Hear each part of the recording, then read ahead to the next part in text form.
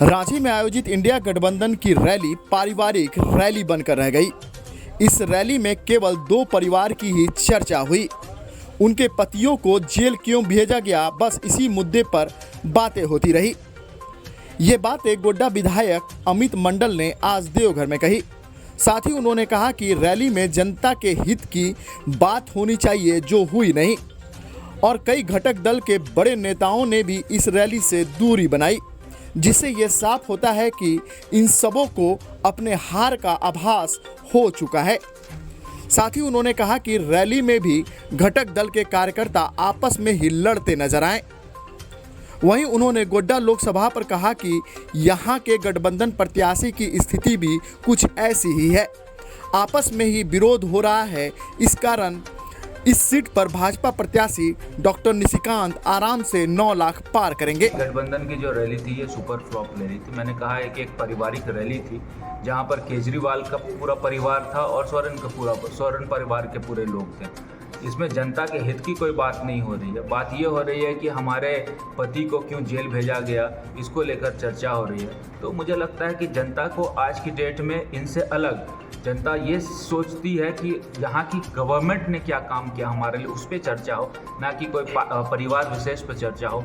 आप देखिए कि जो इंडी अलायंस की रैली हुई वो सिर्फ 2 और 3 पार्टियों पर ही सीमित रह गई। इसमें अन्य पार्टियां ने अपना सहभागिता नहीं निभाया। तो मुझे लगता है कि एक फ्लॉप शो था, और इसलिए भी फ्लॉप शो था क्योंकि आपस की जो अंतर्कलह है वो आज जो है दिखी, जब चतरा के कैंडिडेट के ऊपर पूरे रैली में विवाद हो गया, मारपीट, कुर्सी भी तोड़ दिया गया। तो मुझे लगता है कि विवादों से भरा हुआ रैली था और इंडिया अलायंस की विफलताओं को दिखाने वाला ये रैली था।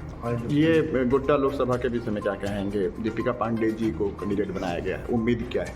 देखिए, दीपिका पांडे सिंह महागामा से कांग्रेस की विधायक, उनकी बस इतनी ही पहचान है। उसके बाद महागामा विधानसभा को छोड़ दे, गोड्डा विधानसभा, पोड़ैयाहाट विधानसभा, मधुपुर, देवघर, झरमुंडी, इनमें आज तक मुझे लगता है कि उनकी सहभागिता नहीं बन पाई है, जिसके कारण बहुत सब चैलेंजेस है उनके पास जो वो पूरा नहीं कर पाती हुई दिख रही है। इसलिए भी नहीं कर पाती हुई दिख रही है क्योंकि उनके अपने दल के लोग, चाहे वो फुरकान जी हो, चाहे वो प्रदीप जी हो, चाहे कोई अन्य छोटे छोटे उनके जो कैडर हो, आज हर एक व्यक्ति बगावत पे उतरा है। और गोड्डा में तो स्थिति भयंकर हो गई है कि हर एक चौक चौराहे पे यदि आप जाएं, जहाँ के कांग्रेस समर्थक वोटर हैं, वो भी आज बैनर लेके खड़े हैं कि शीर्ष नेतृत्व से ये मांग कर रहे हैं कि जो कैंडिडेट का चयन हुआ है वो गलत हुआ है। इसके आधार पर मैं कह सकता हूँ कि उनकी स्थिति जो है दूसरे कैंडिडेट की वजह और बिगड़ती हुई नज़र आ रही है। इसीलिए मैंने कहा कि जीत का अंतर 9 लाख पार जो हम लोगों ने कहा था,